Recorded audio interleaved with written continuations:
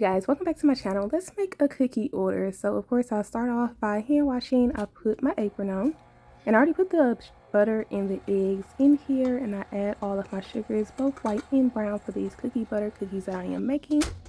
Sometimes I do this by hand, but I really like to use my stand mixer because it makes it so much easier and it's less work. So I add both some white chocolate chips and also some Biscoff cookie butter cookies to this mix. And I added some cookie butter, but you guys did not see that portion because my recorder wasn't recording. And this is how it looks before I put it in the freezer. So I did package it up and I put it in the freezer for 30 minutes before going ahead and rolling up the dough. Putting it in the freezer just brings everything together. It helps to enhance that flavor and make sure the butter is just right in these cookies. So this cookie order that I'm making, this first one in other words, is only for a 6-pack of cookies. But I made more because there was more cookies that were going out in different boxes.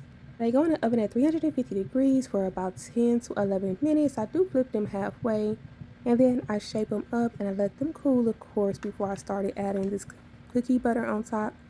Now, you can use Biscoff. I know I use Biscoff cookies in the mix, but when I tell you that the Walmart brand, the Great Value brand of the cookie butter, tastes so much better. It's so much smoother. The flavor is better. So much better, y'all. Get that. That's one knockoff that I'm going to say. Get it. Get that knockoff. All right, so once I put the cookie butter on top of the cookies, I go ahead and I put the white chocolate drizzle on top right away. And then I crunch up some more Biscoff cookies on top because it's a Biscoff cookie. So you should have it in like every single bite. In every bite. And this is one of my favorite cookies, but it's number 2 for me because I love the banana pudding. I absolutely love the banana pudding cookies. If you haven't tried them, go ahead and click that link below and get you some cookies and include the banana pudding and include the Biscoff, okay? All right, so this is how they look once they are all done. And it's missing a cookie because the other one was actually a banana pudding and I was tripping. So to get ready to bag them, I do after they dry up. So I let them sit to dry and then I peel any excess chocolate drizzle from the side so that the cookies look nice and neat. And then I package them and I use my heat sealer to go ahead and seal the bags up. So I already had tagged my bags now for this pecan cookie, you guys, this pecan pie cookie, okay?